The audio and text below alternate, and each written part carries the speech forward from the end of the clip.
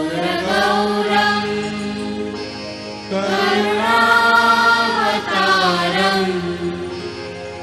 संसारसारं भुजगेन्द्रहारं सदा वसन्तं हृदयारविन्दे भवं भवानी सहितं नमामि।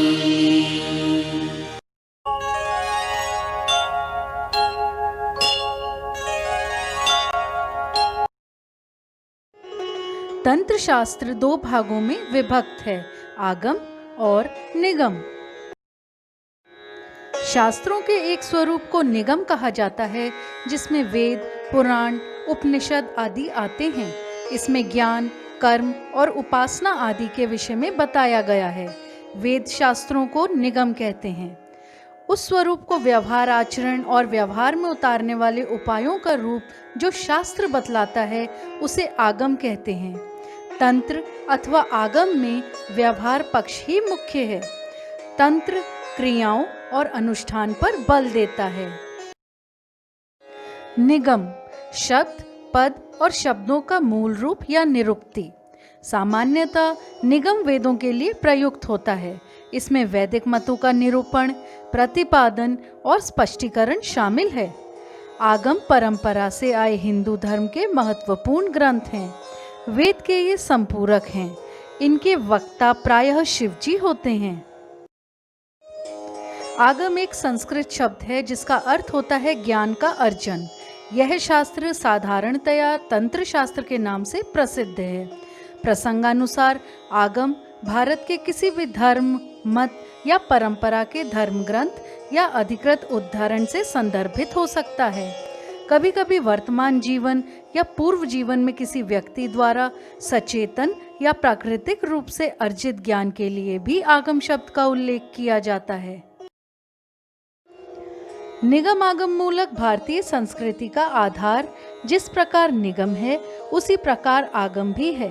दोनों स्वतंत्र होते हुए भी एक दूसरे के पोषक हैं। निगम कर्म, ज्ञान तथा उपासना का स्वरूप बतलाता है तथा आगम इनके उपायभूत साधनों का वर्णन करता है। हिंदू धर्म में आगम आमतौर पर वेद और स्मृति को कहा जाता है। बौद्ध धर्म में यह त्रिपिटक, जैन धर्म में अंग और कुछ उपांग की ओर इंगित करता है। लेकिन इस शब्द का अधिक निकट संबंध उन धार्मिक दार्शनिक परंपराओं से है जो किसी समय में वेद आधारित परंपरा से अलग माने गए हैं।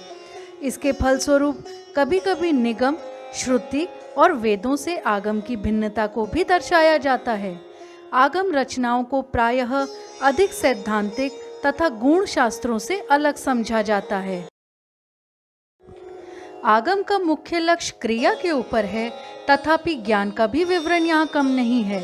वाराही तंत्र के अनुसार आगम इन 7 लक्षणों से समन्वित होता है: सृष्टि, प्रलय, देवतार्चन, सर्व साधन, पुरश्चरण, षटकर्म, शांति, वशीकरण, स्तंभन, विद्वेषण, उच्चाटन तथा मारण, साधन तथा ध्यान योग। महानिर्वाण तंत्र के अनुसार कलयुग में प्राणी मेध्य पवित्र तथा अमेध्य अपवित्र के विचारों से बहुधा हीन होते हैं और इन्हीं के कल्याणार्थ महादेव ने आगमों का उपदेश पार्वती जी को स्वयं दिया। इसलिए कलयुग में आगम की पूजा पद्धति विशेष उपयोगी तथा लाभदायक मानी जाती है। कलौ आगम सम्मतः। वैदिक धर्म में उपास्य देवता की भिन्नता के कारण इसके 3 प्रकार हैं: वैष्णवागम, पांचरात्र तथा वैखानस आगम, शैवागम, पाशुपत, शैव सिद्धांत, त्रिक आदि तथा शाक्तागम। द्वैत, द्वैताद्वैत तथा अद्वैत की दृष्टि से भी इनमें 3 भेद माने जाते हैं। अनेक आगम वेद मूलक हैं, परंतु कतिपय तंत्रों के ऊपरी बाहरी प्रभाव भी लक्षित होते हैं। विशेषतः शाक्तागम के कौलाचार के ऊपर चीन या तिब्बत का प्रभाव पुराणों में स्वीकृत किया गया है। आगमिक पूजा विशुद्ध तथा पवित्र भारतीय है।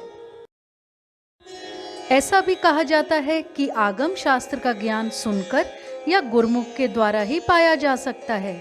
भगवान महादेव के द्वारा ये दिव्य ज्ञान लोमश ऋषि को प्राप्त हुआ और फिर गुरुमुख द्वारा अन्य को।